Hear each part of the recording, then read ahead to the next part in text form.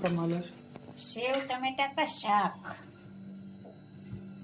સાંજનું સેવ ટમેટાનું શાક બની જશે. તો ભાઈ સાંજની રેસીપી છે.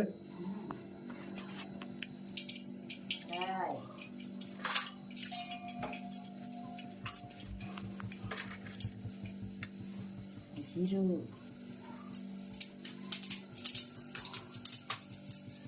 અને મેથીનો પાવડર હળી મળી શેકી મિક્સરમાં એક આટો વાળીને રાખી થોડી શેકવી થઈ રહી હતી પછી ફરી અને આ ટમેટાનો વઘાર.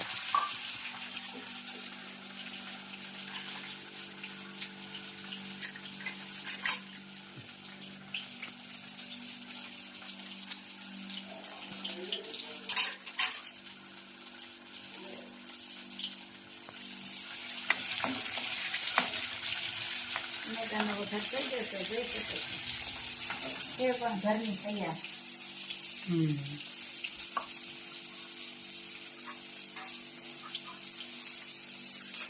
અને ગ્રેવી જેવા થવા દેવાના અને પછી સેવને પાણી નાખવાનું, ચટણી, ધાણા જીરું, હળદર.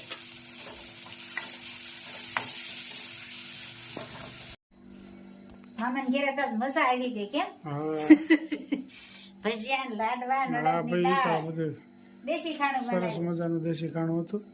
મામી કે દાળ ભાત એવું કરવું છે. મેં કીધું તમારે જે બનાવવું હોય એટલે કે અડદની દાળ બનાવી છે. તમે અડદની દાળ બનાવો ને લાડવા બનાવી છે.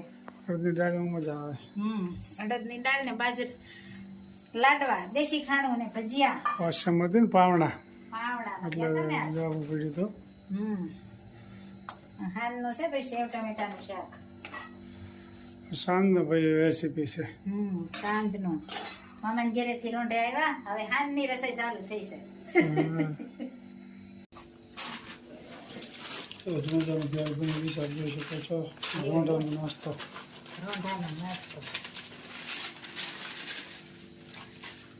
ચણા ચપ, ચવાણું, સેવ અને ટમેટું અને મરચું અને આંબલીનું પાણી હતા. સરસ મજાની ભેળ બની રહી છે આપ જોઈ શકો છો. ગોળ આંબલીની ખજૂર.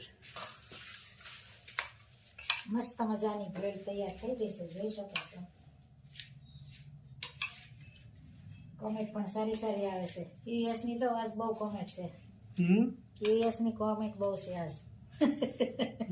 ઘેર જ ભેળ બનાવવાની, ગામમાં નહીં ખાવાની. ઘર કી ભેળ.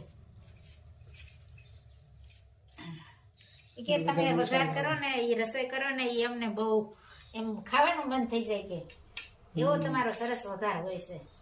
તો આ બાજુ આવો તે આવજો જમવા. મારા ગુરુજીએ મંત્ર મને આપીયા, મેં તો મેલ્યો મારા રુદિયા વસાય. શ્રી કૃષ્ણ માળા મેં પેરી, નુરત સુરતના તારમાં પરોવ્યા.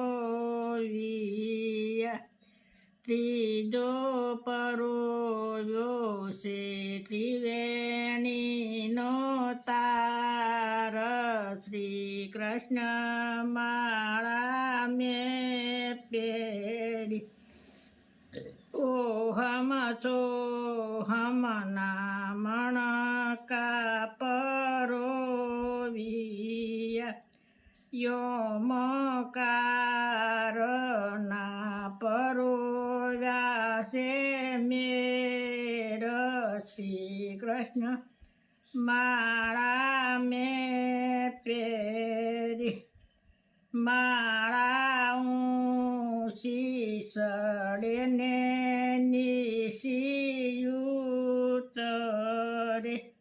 હું તો જપું મારા યજંપાના જપ. શ્રી કૃષ્ણ માળા મેં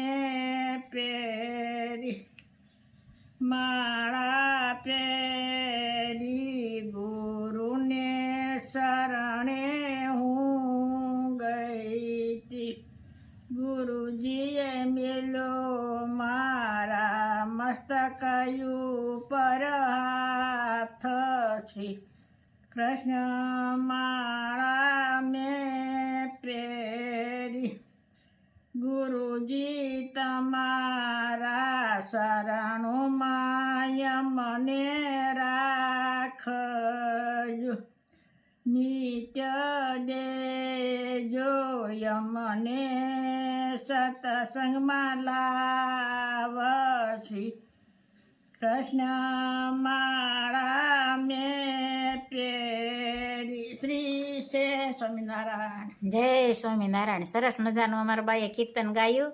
કૃષ્ણ માળા મેં પહેરી.